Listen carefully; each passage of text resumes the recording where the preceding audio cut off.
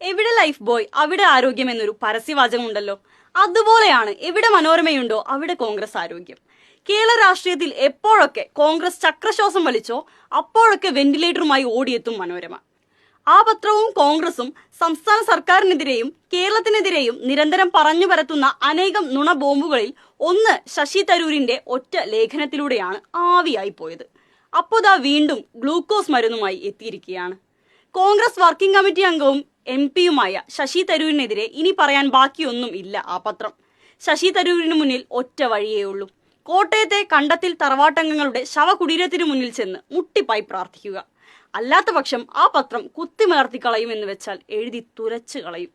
ശശി തരൂർ പറഞ്ഞതിന്റെ വസ്തുതകളിലേക്ക് ഇത്രയും ദിവസമായിട്ട് ആ പത്രം കടന്നിട്ടില്ല. ഇക്കാര്യം അന്വേഷിക്കാൻ മനോരമയിലെ മാധ്യമ വിദഗ്ധർക്ക് താല്പര്യവുമില്ല. ഇനിയിപ്പോ കാരണം അന്വേഷിച്ച് കണ്ടെത്തിയാൽ തന്നെ അത് സർക്കാരിന് അനുകൂലമാകും. എത്രയൊക്കെ വളച്ചാലും വാർത്തയെ ഒടിക്കാനാവില്ല. ഇനി സത്യസന്ധമായ കണക്ക് കൊടുത്താലോ, ട്രോഫിക്ക് പകരം പണിഷ്മെന്റ് ട്രാൻസ്ഫർ ആയിരിക്കും മുതലാളി അടിച്ചു തരുന്നത്. അതുകൊണ്ട് അവരുടെ അന്വേഷണം അവിടെ നിൽക്കട്ടെ. പകരം പത്രത്തിന്റെ പണ്ഡിത ശിരോമണി VD സതീശൻജിയുടെ വാർത്താ സമ്മേളനം വെണ്ടയ്ക്കയാക്കി കൊടുത്തിട്ടുണ്ട്. അതിന്റെ തലക്കെട്ട് ഇങ്ങനെയാണ്: കേരളത്തിന്റെ വ്യവസായ വളർച്ച, തരൂരിനെ തിരുത്തുന്ന കണക്കുകളുമായി സതീശൻ എന്ന്. സർക്കാർ പറയുന്നത് ഏച്ചുകെട്ടിയ കണക്കുകളാണെന്ന്. ഇതിങ്ങനെ വെണ്ടയ്ക്ക വലുപ്പത്തിൽ കൊടുത്ത മനോരമ സതീശൻജിയുടെ ഈ കണക്ക് അവതരണം കഴിഞ്ഞ് മണിക്കൂറുകൾക്കകം വ്യവസായ മന്ത്രി P രാജീവ് വാർത്താ സമ്മേളനം നടത്തി നൽകിയ മറുപടിയെക്കുറിച്ച് മിണ്ടുന്നില്ല. മനോരമ മാപ്രകളെ, ഇത് സോഷ്യൽ മീഡിയയുടെ കാലമാണ്. രാജീവിന്റെ മറുപടി സമൂഹ മാധ്യമങ്ങളിലാകെ നിറഞ്ഞാടുകയാണ്. സതീശൻജി ബഹിരാകാശത്താണ്. സകല അർത്ഥത്തിലും സതീശൻജിയുടെ വാദം പൊളിഞ്ഞു പാളിസായിരിക്കുന്നു. എന്നിട്ടും മനോരമ തളരുന്നില്ല എന്നത് ആ ജനസിന്റെ ഗുണം എന്നല്ലാതെ എന്തു പറയാൻ. ഇന്നത്തെ അവരുടെ ലീഡ് കൂടി നോക്കൂ. വിവാദം ഒറ്റപ്പെട്ട് തരൂർ, പാർട്ടി ലൈൻ ഓർമ്മിപ്പിച്ച് K സുധാകരനും.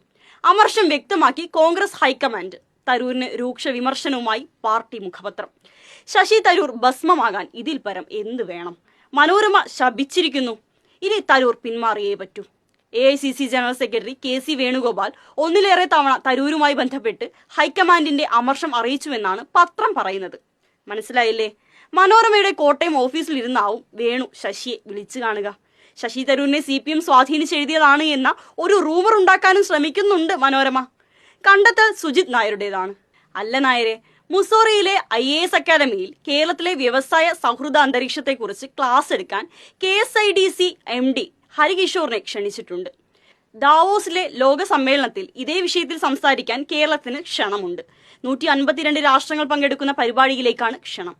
ഈസ് ഓഫ് ഡൂയിങ്ങിൽ 26ാം സ്ഥാനത്ത് നിന്നാണ് കേരളം 1ാം സ്ഥാനത്തെത്തിയത്. ഇതെല്ലാം ആരെ സ്വാധീനിച്ചിട്ടാണ് നായരെ? മനോരമയോടും നായരോടും ഒന്നേ പറയാനുള്ളൂ: ഇങ്ങനെ മോങ്ങിയിട്ട് ഒരു കാര്യവുമില്ല. നിങ്ങൾ കണ്ണടച്ച ഇരുട്ടാവുന്നത് നിങ്ങൾക്ക് മാത്രമാണ്. എത്ര നുണവിഷം നിങ്ങൾ ഒഴുക്കിയാലും അതിനെയെല്ലാം വകഞ്ഞു മാറ്റി ജനങ്ങൾ ആ വെളിച്ചം കാണും. കാരണം ഓരോ മലയാളിയും ജീവിതം കൊണ്ട് അനുഭവിക്കുകയാണ് നാട്ടിലുണ്ടായ മാറ്റങ്ങൾ.